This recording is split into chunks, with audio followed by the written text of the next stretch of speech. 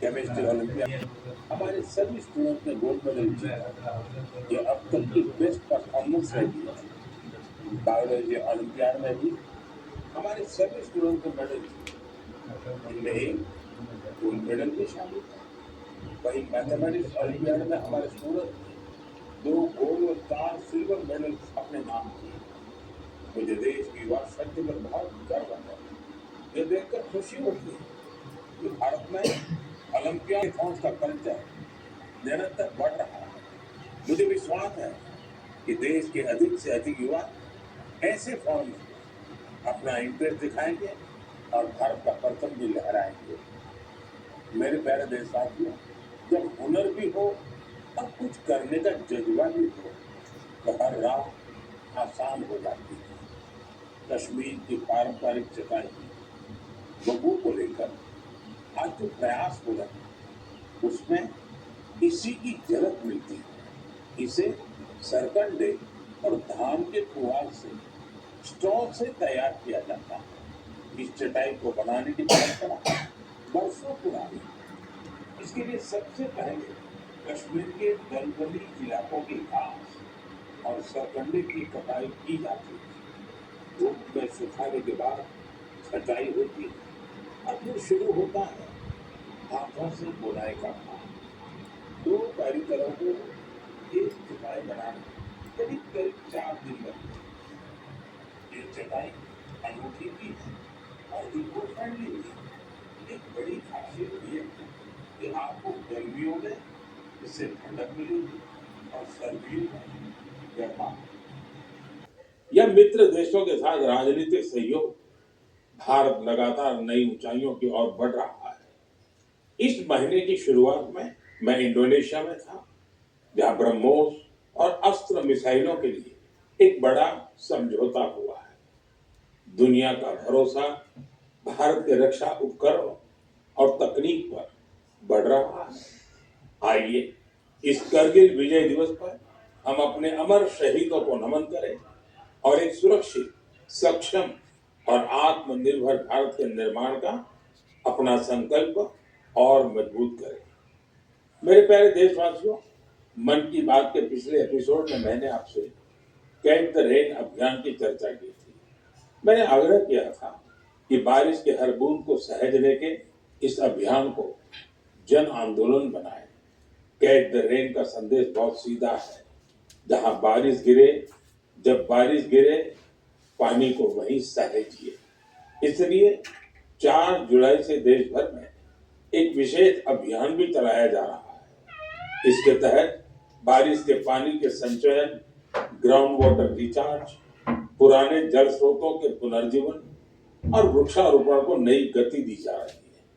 मुझे बहुत खुशी है कि गांव हो या शहर, पंचायतें हो या सामाजिक संस्थाएं, हर जगह लोगों ने बढ़ चढ़कर भागीदारी की है। कहीं पुराने तालाबों से घास निकाली जा रही है, कहीं कुआं और बावड़ियों को फिर से जीवन दिया जा रहा है। बंद पड़े बोरवेल अब ग्राउंड वाटर रिचार्ज का माध्यम बन रहे हैं। साथियों, मध्य प्रदेश के सीधी जिले में करीब 1,500 तालाब बनाए गए हैं। नरसिंहपुर में अमृत सरोवरों को संवारा गया है। महाराष्ट्र के नासिक में बड़ी मात्रा में पानी सहेजने की क्षमता विकसित हुई है। आंध्र प्रदेश के नंदयाल में सभी ग्राम पंचायतें इस अभियान से जुड़ी हैं और पुराने तालाबों को फिर से उपयोगी बनाया गया है। हमारे शहर भी पीछे नहीं है। छत्तीसगढ़ के कोरबा, उड़ीसा के भुवनेश्वर और आंध्र प्रदेश के विजयनगर इस अभियान के उत्साहजनक परिणाम दिखाई दे रहे हैं। आइए हम भी अपने आसपास किसी एक तालाब, कुएं या बावड़ी की जिम्मेदारी लें। पानी की हर बूंद बचाएं। आज बचाई गई हर बूंद आने वाली पीढ़ियों के भविष्य की सबसे बड़ी पूंजी है। मेरे प्यारे देशवासियों, कुछ ही दिन पहले ग्लासगो में कॉमनवेल्थ गेम्स शुरू हुए। हर देशवासी भारतीय दल को निरंतर अपनी शुभकामनाएं दे रहा है। उनकी कामना है कि सभी खिलाड़ी और एथलीट बेहतरीन प्रदर्शन करें और लोगों का दिल भी जीते। साथियों, हमारे युवाओं ने हाल के दिनों में स्पोर्ट्स में कई शानदार उपलब्धियां हासिल की। पीवी सिंधु बैडमिंटन में जापान ओपन का खिताब जीतने वाली पहली भारतीय बन गई है। उनकी इस उपलब्धि पर पूरे देश को गर्व है। भारतीय महिला क्रिकेट टीम ने भी लंदन में लॉर्ड स्टेडियम में अपना पहला टेस्ट मैच जीता है। यह एक ऐतिहासिक जीत है। हमारी टीम ने 270 रनों के बड़े अंतर से यह मुकाबला जीता। लेकिन बात सिर्फ इतनी सी नहीं है। लॉर्ड्स के लंबे इतिहास में यह महिलाओं की टीम का पहला टेस्ट मैच था। 1983 में इसी मैदान पर भारत ने अपना पहला क्रिकेट विश्व कप जीता था। हमारी नारी शक्ति ने यहाँ देश का नाम रोशन किया है। साथियों, कुछ छोटे प्रयास ऐसे भी होते हैं जो बहुत मायने रखते हैं। मुझे केरल में एर्नाकुलम के साउथ चित्तूर में स्पोर्ट्स के ऐसे ही एक प्रयास के बारे में पता चला है। वहां के एक स्कूल में संस्कृत क्लब है। यहाँ के टीचर अभिलाष जी बड़े अनूठे तरीके से संस्कृत को लोकप्रिय बना रहे हैं। इस प्रोजेक्ट को अक्षर कंदुक नाम दिया गया है। इसमें संस्कृत के अक्षरों को फुटबॉल में इस्तेमाल होने वाले शब्दों से जोड़कर आसान तरीके से समझाया जाता है। इससे सीखने में आनंद मिलता है, साथ ही खेलों से लोगों का जुड़ाव भी बढ़ता है। मेरे प्यारे देशवासियों, पिछले रविवार विक्रम-1 इसके सफल लॉन्च से हर देशवासी गौरव से भरा हुआ है। हम सभी भारतीय स्पेस सेक्टर के इस ऐतिहासिक क्षण के साक्षी बने। ये प्राइवेट सेक्टर द्वारा विकसित भारत का पहला रॉकेट है। हमारे युवा इनोवेटर्स ने वो कर दिखाया जिसकी कल्पना तक मुश्किल थी। उन्होंने गजब की स्किल, पैशन और पेशेंस दिखाया। लंबे समय तक हमारा स्पेस सेक्टर निजी क्षेत्र के लिए बंद रहा था। इस सेक्टर में रुचि रखने वाले काफी युवाओं को अपनी प्रतिभा दिखाने का अवसर नहीं मिल पा रहा था। युवा हित को देखते हुए हमने स्पेस सेक्टर को प्राइवेट सेक्टर के लिए खोला। आज इसका परिणाम दुनिया देख रही है। साथियों, हमारे युवा साथी साइंस में भी भारत का मस्तक ऊंचा कर रहे हैं। साइंस ओलंपियाड्स दुनिया के सबसे महत्वपूर्ण कंपटीशन में से एक है। इनमें बड़ी संख्या में स्टूडेंट्स हिस्सा लेते हैं। इस महीने फिजिक्स, केमिस्ट्री, बायोलॉजी और मैथमेटिक्स के ओलंपियाड हुए। इन कॉम्पिटिशन में भारतीय दल का प्रदर्शन शानदार रहा। फिजिक्स ओलंपियाड में हमारे सभी 5 स्टूडेंट्स ने गोल्ड मेडल जीते और भारत ने पहली रैंक हासिल की। पिछले एक दशक में हुए हर फिजिक्स ओलंपियाड में हमारे देश के स्टूडेंट्स ने गोल्ड या सिल्वर मेडल जरूर जीता है। केमिस्ट्री ओलंपियाड में भी हमारे सभी स्टूडेंट्स ने गोल्ड मेडल जीता। यह अब तक की बेस्ट परफॉर्मेंस रही है। बायोलॉजी ओलंपियाड में भी हमारे सभी स्टूडेंट्स ने मेडल जीते। इनमें एक गोल्ड मेडल भी शामिल है। वहीं मैथमेटिक्स ओलंपियाड में हमारे स्टूडेंट्स ने 2 गोल्ड और 4 सिल्वर मेडल अपने नाम किए। मुझे देश की युवा शक्ति पर बहुत गर्व है। यह देखकर खुशी होती है कि भारत में ओलंपियाड्स और हैकेथॉन्स का कल्चर निरंतर बढ़ रहा है। मुझे विश्वास है कि देश के अधिक से अधिक युवा ऐसे फोरम्स में अपना इंटरेस्ट दिखाएंगे और भारत का परचम भी लहराएंगे। मेरे प्यारे देशवासियों, जब हुनर भी हो और कुछ करने का जज्बा भी हो तो हर राह आसान हो जाती है। कश्मीर की पारंपरिक चटाई बगु को लेकर आज जो प्रयास हो रहे हैं उसमें इसी की झलक मिलती है। इसे सरकंडे और धान के पुआल से स्ट्रॉ से तैयार किया जाता है। इस चटाई को बनाने की परंपरा बरसों पुरानी है। इसके लिए सबसे पहले कश्मीर के दलदली इलाकों की घास और सरकंडे की कटाई की जाती है। धूप में सुखाने के बाद छटाई होती है और फिर शुरू होता है हाथों से बुनाई का काम। 2 कारीगरों को एक चटाई बनाने में करीब करीब 4 दिन लगते हैं। यह चटाई अनूठी भी है और इको फ्रेंडली भी है। एक बड़ी खासियत यह है कि आपको गर्मियों में इससे ठंडक मिलेगी और सर्दियों में गर्माहट। पहले ये कश्मीर के हर घर में दिखती थी, लेकिन पिछले कुछ वर्षों में इसका उपयोग कम होने लगा था। ऐसे में श्रीनगर के गुलाम हुसैन जी और उनकी बेटी तंजिला जी ने एक संकल्प लिया। दोनों बबू क्राफ्ट की परंपरा को एक नया जीवन देने में जुट गए। गुलाम हुसैन जी बहुत ही साधारण परिवार से आते हैं। उन्होंने इस काम में कई तरह की चुनौतियां भी आई, लेकिन बबू के संरक्षण का उनका संकल्प अडिग था। देखते ही देखते उनके इस प्रयास से बहुत सारे लोग जुड़ते चले गए। गुलाम हुसैन जी ने इस कौशल को खूब बढ़ाया। अपने मिशन में उन्हें स्थानीय स्तर पर सरकारी सहयोग भी मिला। आज तेजी से लोकप्रिय हो रहा वगु देश के अन्य हिस्सों में भी पहुंच रहा है। मुझे इस प्रयास से जुड़े सभी लोगों पर बहुत गर्व है। आज हम सभी का लोकल प्रोडक्ट पर जोर है। हम वोकल फॉर लोकल के मंत्र को लेकर चल रहे हैं। ऐसे में कश्मीर का वगु भी आपके घर का हिस्सा बने, इस पर एक बार जरूर सोचिएगा। साथियों, हमारे देश में चाय सिर्फ एक पेय नहीं है, ये अपनापन भी है।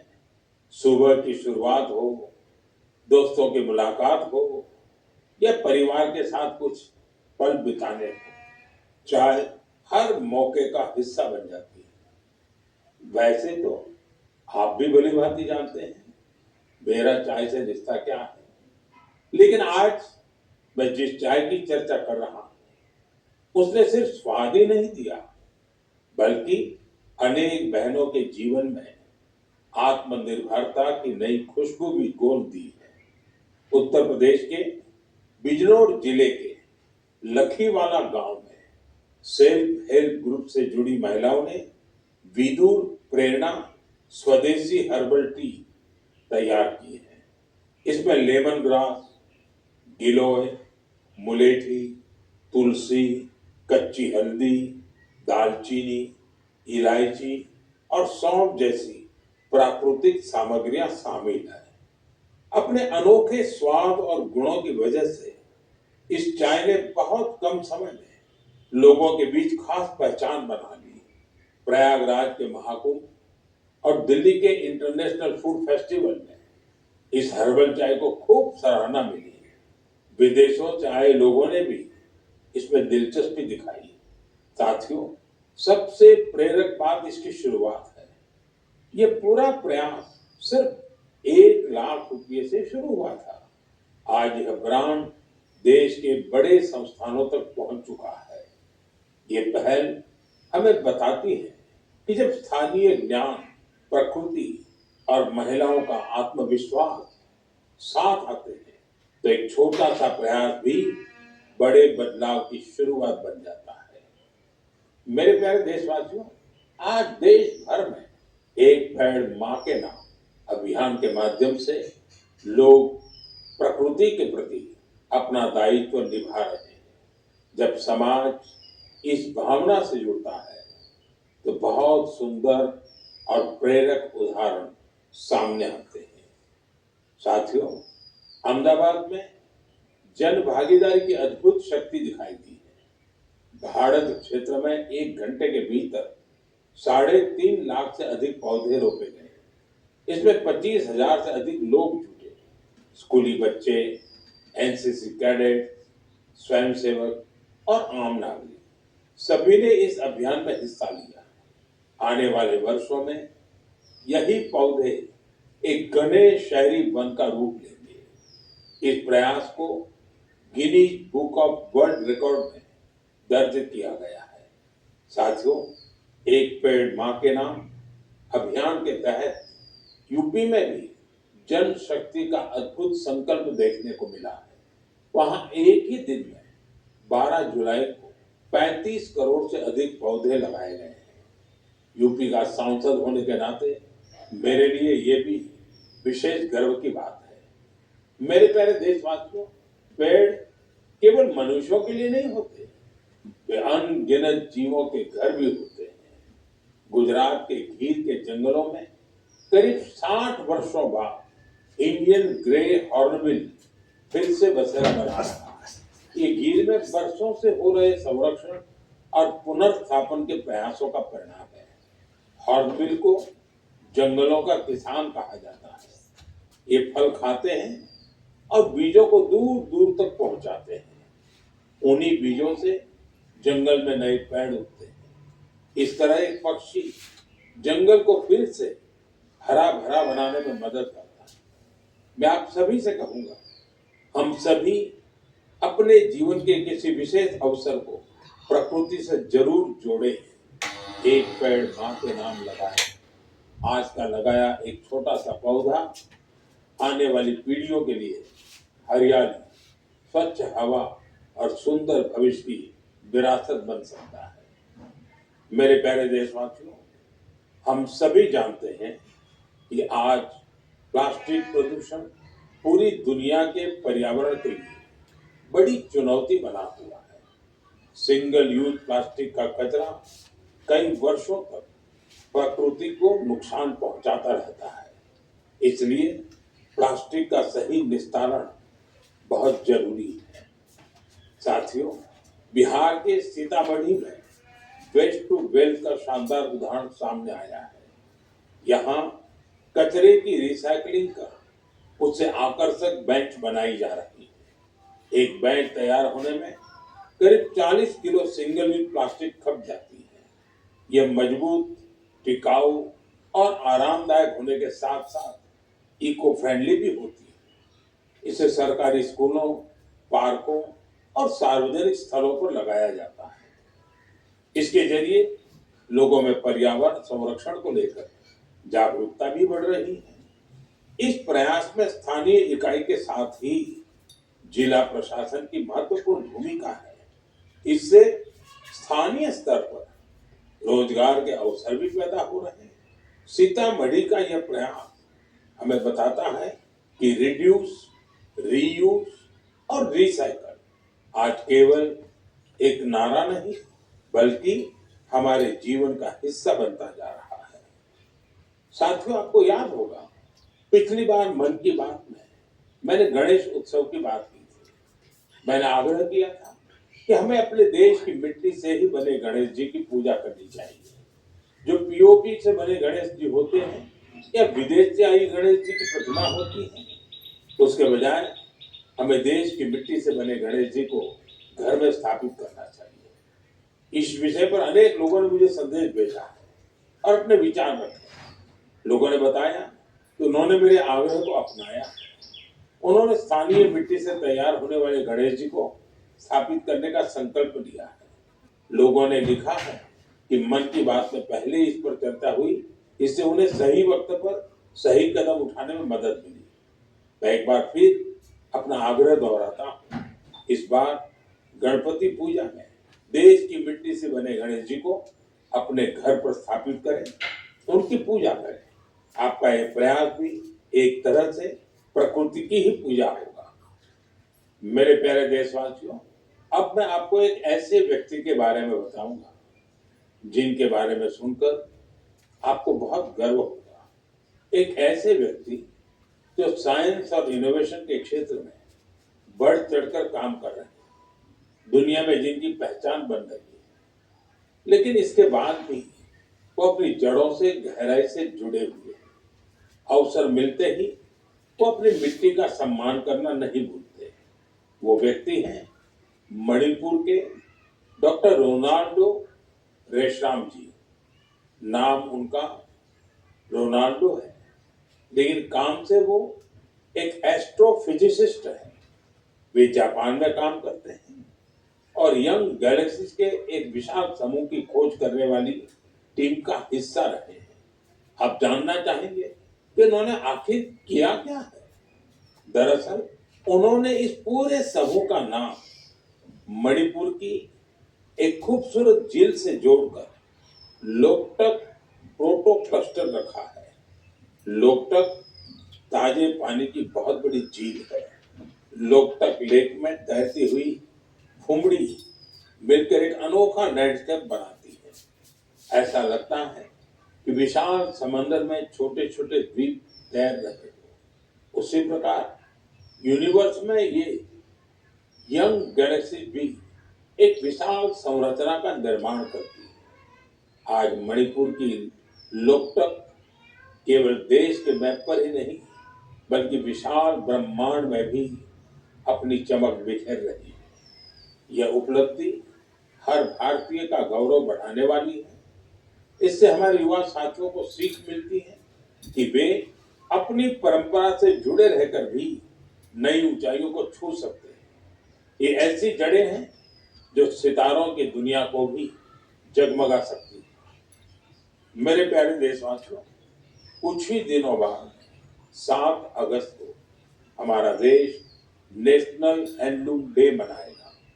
इस अवसर पर हम अपने बुनकर भाई बहनों के कौशल और उनकी सृजनशीलता का उत्सव मनाते हैं। हमारे साथी पीढ़ियों से चली आ रही परंपराओं को आगे बढ़ा रहे हैं। साथियों, हथकरघे से बना हर परिधान किसी न किसी क्षेत्र, समुदाय और इससे जुड़े असंख्य लोगों की कहानी को सामने लाता है।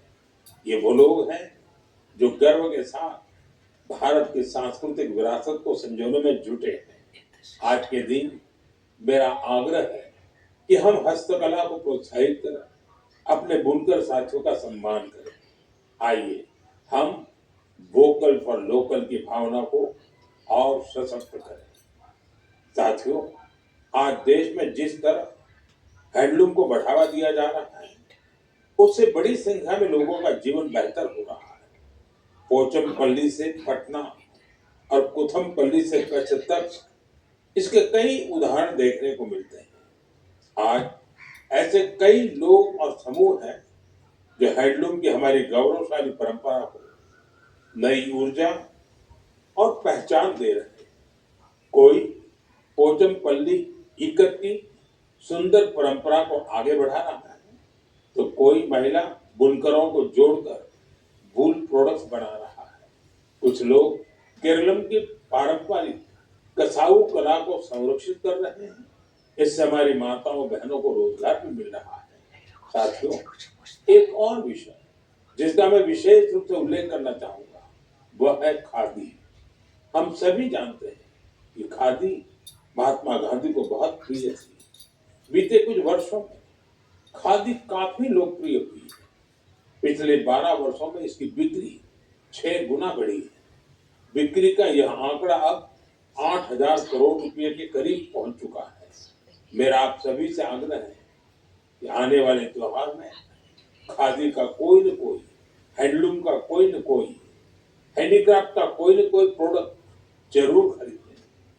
मेरे प्यारे देशवासियों, अगर आपसे पूछा जाए कि भारत के कितने तरह के म्यूजिकल इंस्ट्रूमेंट्स हैं, तो आप सोच में पड़ जाएंगे। ऐसा इसलिए क्योंकि हमारे यहाँ बहुत से वाद्य यंत्र और उनसे जुड़ी परंपराएं हैं। इसी तरह का एक इंस्ट्रूमेंट है त्रिपुरा का चोंगप्रेंग। यह वहाँ की ट्राइबल कम्युनिटी में काफी लोकप्रिय है। बांस से बने इस वाद्य यंत्र में 3 तार होते हैं। इससे निकली धुन बहुत मधुर होती है, जो सरोद से मिलती जुलती है। कुछ वजहों से युवाओं के बीच इसकी लोकप्रियता कम होने लगी थी। ऐसे में सूरज कुमार देव वर्मा जी ने इसे फिर से लोकप्रिय बनाने का संकल्प लिया था। आज उनका प्रयास रंग ला रहा है। वे चोंगप्रेंग के साथ ही वहां के अन्य पारंपरिक वाद्य यंत्रों पर भी परफॉर्म करते रहे। Kokborok folk songs, Baul songs, Bengali folk उन्हें खूब भाता है। अब मैं आपको एक छोटी सी क्लिप सुनाना चाहता हूँ। इस संगीत को आप कभी भूल नहीं पाएंगे।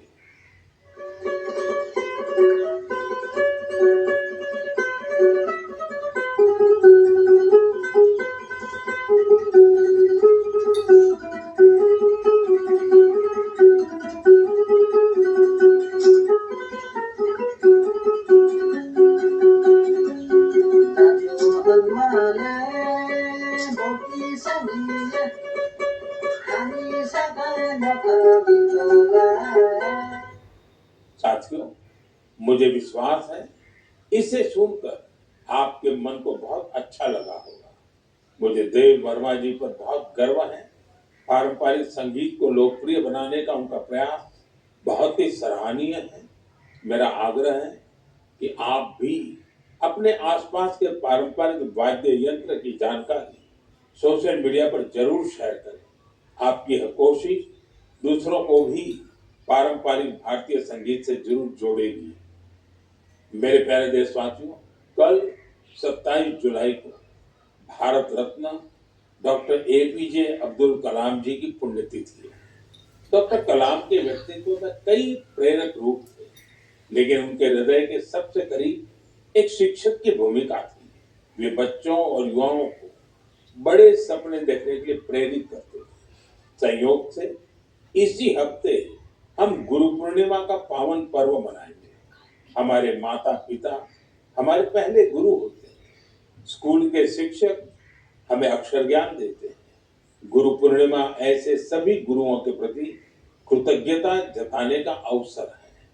मैं देश के सभी शिक्षकों और गुरुजनों को श्रद्धापूर्वक प्रणाम करता हूँ। साथियों, कुछ ही सप्ताह बाद हम अपनी स्वतंत्रता का महापर्व भी मनाएंगे।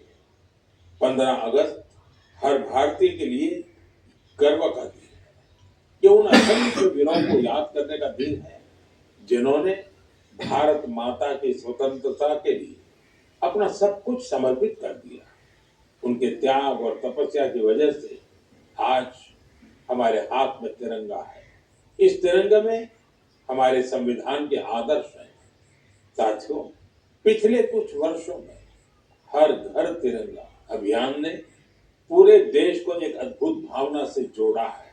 हर घर, हर गली में तिरंगे का उत्सव दिखाई देता है। इस वर्ष भी हमें हर घर तिरंगा अभियान को पूरे उत्साह के साथ आगे बढ़ाना है। अपने घर पर पूरे सम्मान के साथ तिरंगा फहराना है। साथियों, हर वर्ष 15 अगस्त से पहले आप मुझे बहुत से विचार और सुझाव भेजते हैं। इस वर्ष भी आप अपने विचार माईगॉव पर जरूर साझा कीजिए। मुझे आपके सुझावों का इंतजार है। साथियों, मन की बात में आज इतना ही। अगले महीने हम फिर मिलेंगे देशवासियों की अनेक नई उपलब्धियां और प्रेरक प्रयासों के साथ। तब तक के लिए मुझे अनुमति दीजिए। बहुत बहुत धन्यवाद।